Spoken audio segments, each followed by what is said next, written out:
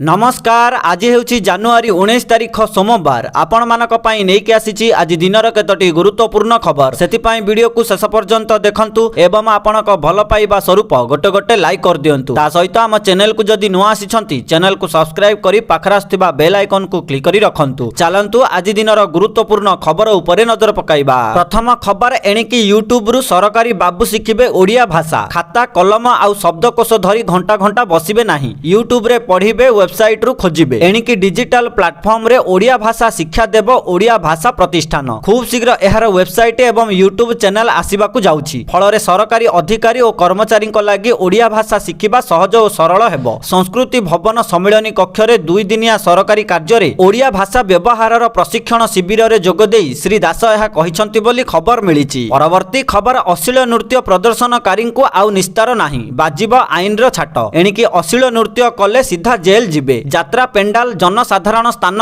किंबा कौनसी प्लेटफॉर्म रे अश्लील नृत्य किंबा अश्लील प्रदर्शन कले बंधा हेबे कलाकार और आयोजक। अश्लील नृत्य करी प्रथमे छत्तीसगढ़ रे 14 जन बंधा होइथिले। आउ एबे बलांगीर जिला सदर थाना अंतर्गत चंदनबाटी ग्राम रे अश्लील नृत्य करिबा मामला रे 2 जन आयोजक गिरफ होइछंती। अन्यपटे राज्य रे अश्लील नृत्य को प्रश्रय दिया जिवो नाही बोली आईन मंत्री पृथ्वीराज हरिचंदन कहिछंती। अश्लील नृत्य को एबे आउ बरदास्त करा जिवो नाही। ए नै थिबा आईन को कड़ाकड़ी भाबे पालन करिबा पई आईन विशारद दाबी करिसंती बोली खबर मिलिछि। परवर्ती खबर एणिकी सरकारक बिना अनुमति रे बिक्री हेबनी जमी। राज्य सरकारक अनुमति बिना अनुसूचित जाति वर्गर जमी बिक्री करिबा अवैध बोली हाईकोर्ट एक गुरुत्वपूर्ण राय रे स्पष्ट करिसंती बोली खबर मिलिछि। परवर्ती खबर मोहन माझीक सरकार रे गोचालनकारी को स्थान नाही, खोजी खोजी समस्त को बंधा जीव। गत सरकार समय रे राजनेता और प्रशासनिक अधिकारी छत्र छाया तले गो माफिया माने सक्रिय थिले, मात्र ए सरकार रे ताहा चलिबो नाही। ए नै गोचालनकारी को सीधा सीधा चेतावनी देइछंती मत्स्य और प्राणी संपद विभागर मंत्री गोकुलानंद मल्लिक। से आहुरी मध्य कहिछंती जे गो मांस चालाणकारी सुधरी जांतु। 1960 गो हत्या आईन एबे भी बलवत्तर रहिछि। एहाको आहुरी संस्कार आनिबाकू सरकार चेष्टा करूछंती बोली मंत्री कहिछंती। शनिवार राज्यर 5टी स्थान रे गो माफियाक ठिकाना रे चढ़ाऊ होइतिला। आगामी दिन रे गो मांस चालाणकारी संपत्ति बाज्याप्ति कराजिबो बोली मत्स्य और प्राणी संपद विभागर मंत्री गोकुलानंद मल्लिक कहिछंती। गो चालाणकारी सुधरी जांतु नहले आईन अनुଯାयी कड़ा कार्यानुष्ठान नियाजिबो बोली मत्स्य और प्राणी संपद मंत्री गोकुलानंद मल्लिक कहिछंती बोली खबर मिलिछि। परवर्ती खबर कटक आसिबे उपराष्ट्रपति सीपी राधाकृष्णन। जानुआरी 23 तारिख रे कटक आसिबा नै उपराष्ट्रपति सहमति देइछंती। नेताजी जन्म जयंती उत्सव रे शामिल हेबे। स्वतंत्र फोटो एक्जिबिशन रो आयोजन करा जायछि। ए नै संस्कृति सचिव विजय केतन उपाध्याय सूचना देइछंती। उपराष्ट्रपति आगमन नै राज्य प्रशासन और संस्कृति विभाग तरफरु प्रस्तुति आरंभ होइछि। मुख्यमंत्री मोहन चरण माझी और राज्यपाल मध्य कार्यक्रम रे शामिल हेबा नै मध्य योजना रहिछि। जिलापाल समस्त प्रस्तुतिर तदारख करूछंती बोली खबर मिलिछि। परवर्ती खबर खंडगिरी मेला को शांति श्रृंखलार सह समापन करिबा पई कमिशनरेट पुलिस पक्षरु स्वतंत्र व्यवस्था करा जायछि। पुलिस पक्षरु खंडगिरी मुंडिया रास्ता रे एक अस्थायी पुलिस कंट्रोल रूम खोला जिवो। मेला भिड़ को नजर रे रखिबो सीसीटीवी कैमेरा। भिड़ को लक्ष्य रखी मेला समेत खंडगिरी चतुर्पार्श्व रे 100टी स्थान रे सीसीटीवी कैमेरा लगा जिबा पई बीएमसी एवं पुलिस पक्षरु निष्पत्ति होइछि। पुलिस कंट्रोल रूम रु सीसीटीवी कैमेरा द्वारा नजर रखा जिवो। मेला पई 7 प्लाटून पुलिस फोर्स मुतयन रहिबे। साधा पोशाकधारी पुलिस एवं महिला पुलिस मध्य नियोजित रहिबे। मेला समय रे खंडगिरी छकरे असंभाळ भिड़ हेबो। भिड़ को नियंत्रण करिबा पई ट्रैफिक पुलिस सहित ट्रैफिक वार्डन मध्य मुतयन रहिबे। सेही परि जेकोनोसी अघटन पई 24 घंटिया अग्निशम बाहिनी सजग रहिबो बोली मध्य निष्पत्ति होइछि।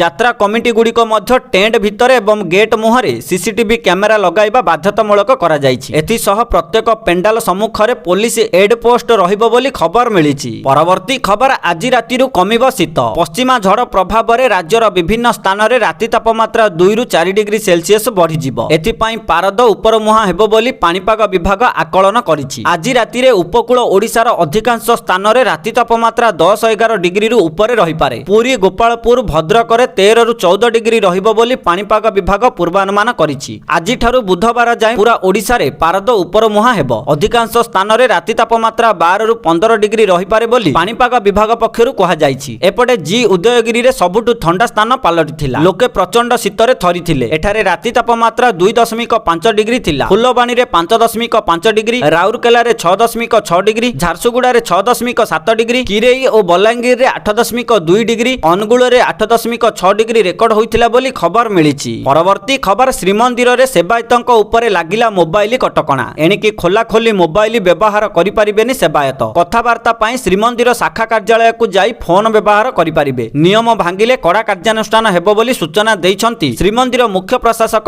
ଅରବିନ୍ଦ ପାଢ଼ୀ। ଶ୍ରୀମନ୍ଦିର ପରିଚାଳନା କମିଟି ବୈଠକ ପରେ ମୁଖ୍ୟ ପ୍ରଶାସକଙ୍କ ସୂଚନା ଅନୁସାରେ ଶ୍ରୀମନ୍ଦିର ଭିତରେ ମୋବାଇଲରେ ବାରମ୍ବାର ଫଟୋ ଉଠାଉଥିବାରୁ ଏଥିପାଇଁ କଡ଼ା ଆଇନ ଆସିବା ଆବଶ୍ୟକ। ଶ୍ରୀମନ୍ଦିର ଆଇନରେ ପରିବର୍ତ୍ତନ ପାଇଁ ସରକାରଙ୍କୁ ଅନୁରୋଧ କରାଯାଇଛି ବୋଲି ଶ୍ରୀମନ୍ଦିର ମୁଖ୍ୟ ପ୍ରଶାସକ ଅରବିନ୍ଦ ପାଢ଼ୀ କହିଛନ୍ତି ବୋଲି ଖବର ମିଳିଛି। ପରବର୍ତ୍ତୀ ଖବର, ଆଜି ମୁଖ୍ୟମନ୍ତ୍ରୀଙ୍କ ଜନ ଅଭିଯୋଗ ଶୁଣାଣି ବନ୍ଦ ରହିବ। ମୁଖ୍ୟମନ୍ତ୍ରୀଙ୍କ ଅନ୍ୟାନ୍ୟ ଗୁରୁତ୍ୱପୂର୍ଣ୍ଣ କାର୍ଯ୍ୟ ଥିବାରୁ ଆଜି ଜନ ଅଭିଯୋଗ ଶୁଣାଣି ବନ୍ଦ ରହିବ। ମୁଖ୍ୟମନ୍ତ୍ରୀଙ୍କ ପରବର୍ତ୍ତୀ ଅଭିଯୋଗ ଶୁଣାଣିର ତାରିଖ ଜନସାଧାରଣଙ୍କୁ ସମ୍ବାଦପତ୍ର ତଥା ଅନ୍ୟ ଗଣମାଧ୍ୟମ ଜରିଆରେ ଜଣାଇ ଦିଆଯିବ। ଏ ସମ୍ପର୍କରେ ସାଧାରଣ ପ୍ରଶାସନ ଓ ସାଧାରଣ ଅଭିଯୋଗ ବିଭାଗ ପକ୍ଷରୁ ସୂଚନା ଦିଆଯାଇଥିବାର ଖବର ମିଳିଛି। ପରବର୍ତ୍ତୀ ଖବର, ସୁଭଦ୍ରା ହିତାଧିକାରୀଙ୍କ ପାଇଁ ଆସିଲା ଖୁସି ଖବର। ଏହି ଦିନ ମିଳିବ ସୁଭଦ୍ରା ଟଙ୍କା। ତାରିଖ ଘୋଷଣା କଲେ ଉପମୁଖ୍ୟମନ୍ତ୍ରୀ ପ୍ରଭାତୀ ପରିଡ଼ା। କେଉଁମାନଙ୍କୁ କେତେ ଟଙ୍କା ମିଳିବ ଜାଣି ନିଅନ୍ତୁ। ଗୋଟିଏ ପଟେ ଉପମୁଖ୍ୟମନ୍ତ୍ରୀ ପ୍ରଭାତୀ ପରିଡ଼ା ପୂର୍ବରୁ କହିଥିଲେ ଯେ ଜାନୁଆରୀ 18 ତାରିଖରେ ସୁଭଦ୍ରା ଟଙ୍କା ମିଳିବ ବୋଲି, କିନ୍ତୁ ଏବେ ତାରିଖ ପରିବର୍ତ୍ତନ କରାଯାଇଛି। ଏଣିକି ନୂଆ ହିତାଧିକାରୀଙ୍କୁ ଆସନ୍ତା 22 ତାରିଖରେ ମିଳିବ ସୁଭଦ୍ରା ଟଙ୍କା। ଏନେଇ ଉପମୁଖ୍ୟମନ୍ତ୍ରୀ ପ୍ରଭାତୀ ପରିଡ଼ା ସୂଚନା ଦେଇଛନ୍ତି। ଉପମୁଖ୍ୟମନ୍ତ୍ରୀଙ୍କ କାର୍ଯ୍ୟାଳୟ ପକ୍ଷରୁ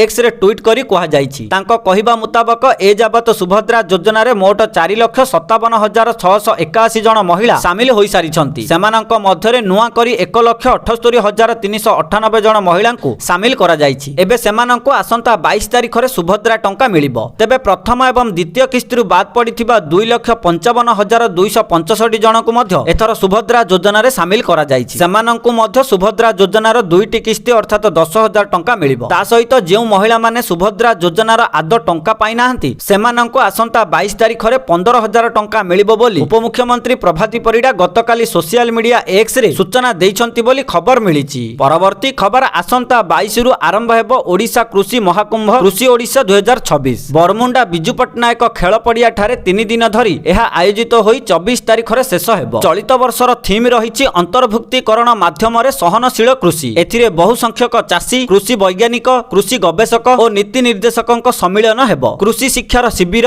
ଆଧୁନିକ କୃଷି ଯନ୍ତ୍ରପାତି ପ୍ରଦର୍ଶନ ଓ ଡେମନଷ୍ଟ୍ରେସନ, କୃଷି ସମ୍ବନ୍ଧୀୟ ଉନ୍ନତ ଜ୍ଞାନକୌଶଳର ପ୍ରଦର୍ଶନ ଇତ୍ୟାଦି ମାଧ୍ୟମରେ ଓଡ଼ିଶାର ଚାଷୀ ଭାଇ ଭଉଣୀଙ୍କୁ ଆହୁରି ସଶକ୍ତ କରିବା ରାଜ୍ୟ ସରକାରଙ୍କ ଲକ୍ଷ୍ୟ ରହିଛି। ଏପରି ପରିପ୍ରେକ୍ଷୀରେ ଶନିବାର ଲୋକସେବା ଭବନରେ କୃଷି ଓଡ଼ିଶା 2026 ପ୍ରସ୍ତୁତି ନେଇ ଏକ ବୈଠକ ଅନୁଷ୍ଠିତ ହୋଇଥିଲା। ବୈଠକରେ କୃଷି ବିଭାଗ ଅତିରିକ୍ତ ମୁଖ୍ୟ ଶାସନ ସଚିବ ଡକ୍ଟର ଅରବିନ୍ଦ କୁମାର ପାଢ଼ୀ, ଉପମୁଖ୍ୟମନ୍ତ୍ରୀ ତଥା କୃଷି ଓ କୃଷକ ସଶକ୍ତିକରଣ ଏବଂ ଶକ୍ତି ମନ୍ତ୍ରୀ କନକବର୍ଦ୍ଧନ ସିଂହଦେଓଙ୍କୁ ପ୍ରସ୍ତୁତି ବିଷୟରେ ଅବଗତ କରାଇଥିଲେ। ଏହି ଅବସରରେ ଉଦ୍ୟାନ କୃଷି ନିର୍ଦ୍ଦେଶକ କାଲୁଙ୍ଗେ ଗୋରଖ ୱମନ ଏବଂ ବିଭାଗୀୟ ବରିଷ୍ଠ ଅଧିକାରୀମାନେ ମଧ୍ୟ ଉପସ୍ଥିତ ଥିଲେ ବୋଲି ଖବର ମିଳିଛି। ପରବର୍ତ୍ତୀ ଖବର, ଗତକାଲିଠାରୁ ଚିଲିକାରେ ପକ୍ଷୀ ଗଣନା ଆରମ୍ଭ ହୋଇଛି। ଗତକାଲି ସକାଳ 6ଟାରୁ 12ଟା ଯାଏଁ ଗଣନା କରାଯାଇଥିଲା। ଏଥିପାଇଁ 5ଟି ରେଞ୍ଜରେ 22ଟି ଟିମ୍ ଗଠନ କରାଯାଇଥିଲା। ନଳବଣ, ଖୋର୍ଦ୍ଧା, ଗଞ୍ଜାମ, ପୁରୀ ଜିଲ୍ଲାରେ ଥିବା ସମସ୍ତ ଅଞ୍ଚଳରେ ଏବଂ ଚିଲିକା ବାହାରେ ବିଭିନ୍ନ ପୋଖରୀ ଗଡ଼ିଆ ଆଦିରେ ଥିବା ପକ୍ଷୀଙ୍କ ଗଣନା ମଧ୍ୟ କରାଯାଇଛି। କୃଷ୍ଣ ପ୍ରସାଦରେ ପ୍ରାଣୀ ବୈଜ୍ଞାନିକ ଡକ୍ଟର ସତ୍ୟରଞ୍ଜନ ବେହେରାଙ୍କ ନେତୃତ୍ୱରେ 6 ଜଣ ବିଶେଷଜ୍ଞ ଗଣନାରେ ସାମିଲ ଅଛନ୍ତି। ଚଳିତ ବର୍ଷ ପକ୍ଷୀଙ୍କ ସଂଖ୍ୟା ବୃଦ୍ଧି ପାଇବା ଅନୁମାନ ହେଉଛି। ତେବେ ଗଣନାରେ ଘନ କୁହୁଡ଼ି ବାଧକ ସାଜିଛି ବୋଲି ଖବର ମିଳିଛି। ପରବର୍ତ୍ତୀ ଖବର, 2 ଦିନ ବଢ଼ିଲା ଶିଶିର ସରସ ମେଳା। ଭୁବନେଶ୍ୱର ୟୁନିଟ୍ 3 ପ୍ରଦର୍ଶନୀ ପଡ଼ିଆରେ ଚାଲିଥିବା ଜାତୀୟ ସ୍ତରୀୟ